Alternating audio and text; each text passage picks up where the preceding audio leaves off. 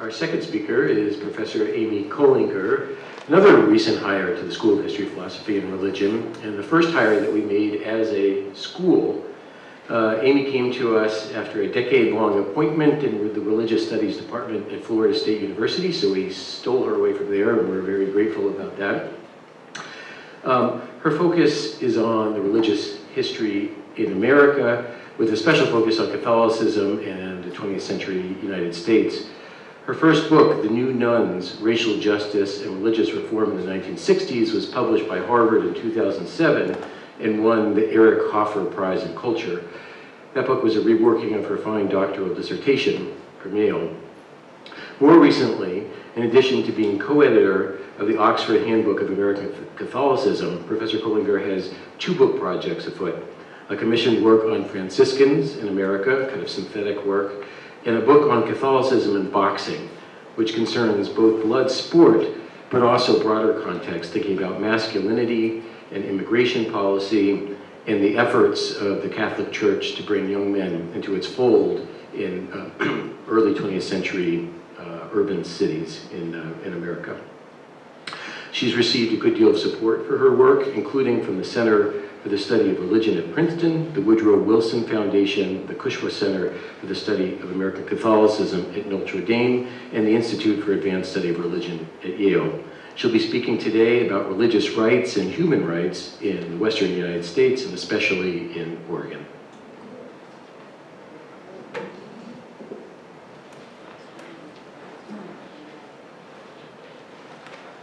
Good evening. I first want to say I'm just very grateful to be part of this conversation. It's always lovely to be among colleagues, but also to have Mr. Bergenthal here is quite an honor. So I'm looking forward to this conversation. So I'm an historian of American religion, and so my contribution today will be to explore issues of human rights, primarily their violation in Oregon's history. So while I teach the religious history of the American West, I'm often surprised by how little Oregonian college students know about the history of discrimination and violence in their state's history. This is a not too subtle hint that my talk does not tell stories of tolerance and human respect in Oregon's past. Rather, Oregon's history is characterized by consistent and sometimes quite vicious levels of religious and ethnic hatred. I want to preface my comments, though, by exploring the problem of how we account for the role religion played in the institutional, legal, and interpersonal violence in American and particularly Oregon history. On one level, the perspective is quite simple. It's a bifocal view. People were discriminated against because of their religious identity or their perceived religious identity, or religious belief and religiously based bias were contributing motivational factors among those perpetrators of violations of human rights in Oregon's past. So, right, religion is either the cause of discrimination of those who are victims of it or of those who are perpetrators. But as is so often the case in history, our model fails to capture the complexity of life on the ground. First, we need to appreciate how much religious identity was collapsed into racial and ethnic identity for many stigmatized groups. The fact that Chinese minors, to give one example, participated in Buddhist, Taoist, and other Chinese religious practices simply marked them as unassimilable, foreign, and superstitious in the eyes of their Caucasian neighbors who already viewed Chinese immigrants with fear and suspicion. On the other side of the equation, I should note that the policy of the federal government towards indigenous people and eventually towards migrants from Asia through the early 20th century equated Christianity with civilization. Therefore, the Bureau of Indian Affairs set rules, established religiously operated mission schools, and eventually passed the Federal Religious Crimes Code Act of 1882 that outlawed indigenous religious practices, all for the purpose of more effectively converting indigenous people to Christianity. So religion is not an element that's easy to isolate from the larger cultural and legal processes that I'm about to briefly describe.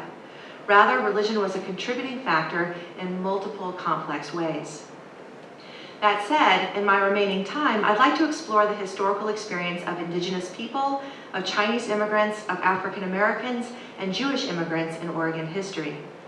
For lack of time, I have to leave out the equally compelling stories of Japanese people in Oregon, particularly their detention, the experience of Mexican agricultural immigrants in the Bracero program in the 20th century, and the prominence of the Ku Klux Klan in Oregon through the 20th century, which is another very important story.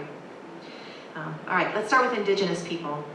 Indigenous people of Oregon first encountered open conflict with settlers when the Oregon Land Donation Act of 1850 gave a claim of 640 acres of land to each settler arriving in Oregon. 30,000 immigrants took up this bargain and from the east and arrived over the next 5 years. Imagine that, 30,000 people over a 5-year period. The federal government had ensured Indigenous people of the right to continue to hold the land that they held. But this assumed a European model of private property. Most Indigenous land in Oregon was held as a commons of camas fields and other areas that had been cultivated for countless generations and had been held in common as community property. This was not then seen as private property that was protected, and settlers often moved in and laid claim to the fertile cleared land that had been created by generations by burning cultivation. Then in 1851 and 1852, gold was discovered in the Rogue River Valley, and miners from California Gold Rush came north and immediately engaged in open conflict with the Indigenous people of the area. The miners destroyed Indian dwellings, fenced off the camas field, killed horses and game. They organized themselves into volunteer troops to engage in hunt and destroy parties. By 1856, many of the tribes in southern and central Oregon gave in to violence and pressure, and all the Indigenous people were moved from the Willamette, Rogue, and Umpqua valleys to reservations in Siletz and the Grand Ronde. And I asked my students at this point, what seems so odd about that relocation? Oregonians. From good land to bad, absolutely, right? You moved from the valley into the heart of the eastern Oregon desert. Okay. The Oregon Indigenous population of 4,000 people in 1865 dwindled to less than 700 by 1900. This is a dramatic increase, all right? This is the story of Indigenous people. Then we moved to Asian American, particularly Chinese migrants. The first Chinese settlers came to California for the gold rush, of course, in late 1848, and then eventually moved northward to the Rogue Valley, and by 1850, they reached Seattle in 1860. So again, there's a northward migration of Chinese people up from California. Groups of Chinese settlers also spread down rivers from coastal towns like Portland and Seattle into the mainland. Most of this largely male population pursued mining, first in the Rogue River Valley and then in eastern Oregon, particularly near Baker City.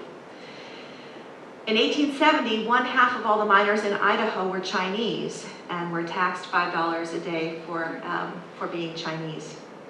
When mines ran out, workers dispersed to other industries, often becoming willing to do work that was more dangerous and unpleasant that other people wouldn't take up. So in 1871, George Hume hired Chinese workers to work in salmon canning factories gutting fish, and this became a major source of revenue in Chinese communities. Also, work in construction, particularly of railroads, was important, and some Chinese became farmers, others became mill workers, cooks, and domestic workers, or worked in iron and wool mills. Chinese communities were highly segregated from the Caucasian population. Why? Well, because local ordinances often specifically limited the places where Chinese people could live. Chinatowns then are not the product of a desire for Chinese people to live among themselves, although this certainly, right, is something that happens, but rather the Chinatown like we have here in Portland is the product of institutional and legal discrimination. On top of local ordinance, territorial and then state laws often placed unusual burdens and restrictions on Chinese Oregonians. The first Oregon Constitution of 1857 prohibited Chinese people from voting, from owning land, or from working their own mining claims.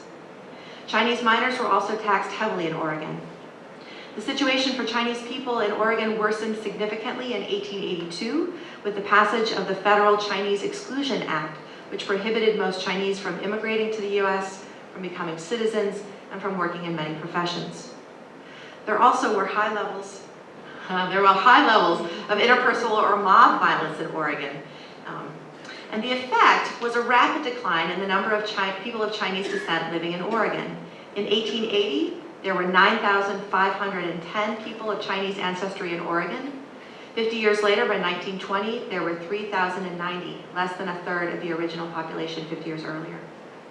The history that most surprises my students is the story of African Americans in Oregon.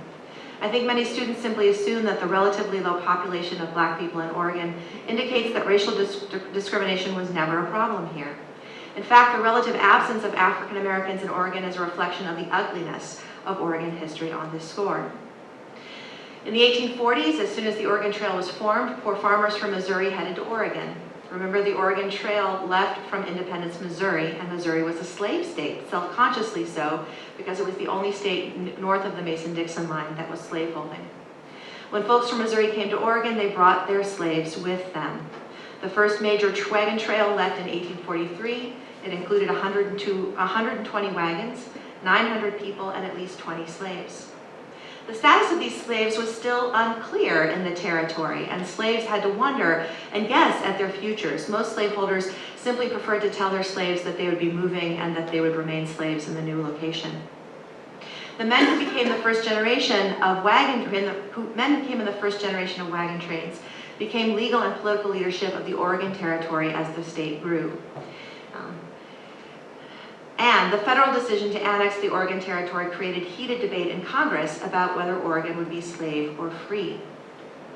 In 1848, Oregon was admitted to the Union with a slave ban in place, but there's no record that the slave ban was ever enforced. In fact, the U.S. Supreme Court decided Dred Scott case in March of 1857. In January of 1858, 48 Oregon residents petitioned the territorial legislature for protection for the property of their slaves. All right. They argued that Dred Scott has voided the slave ban, and so slave owners were entitled to protection of their property.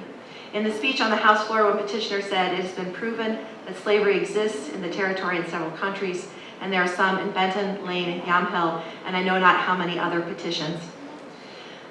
The story I didn't get to because I ran out of time is actually about how Oregon became a place of refuge for Jews who were fleeing persecution in Russia and Poland during the pogroms there. There was a very particular community of Olam Jews who settled down in southern Oregon and developed a communal farming community there. So I wanted to end my story of tale of woe of Oregon with a story of Oregon as a place of religious refuge.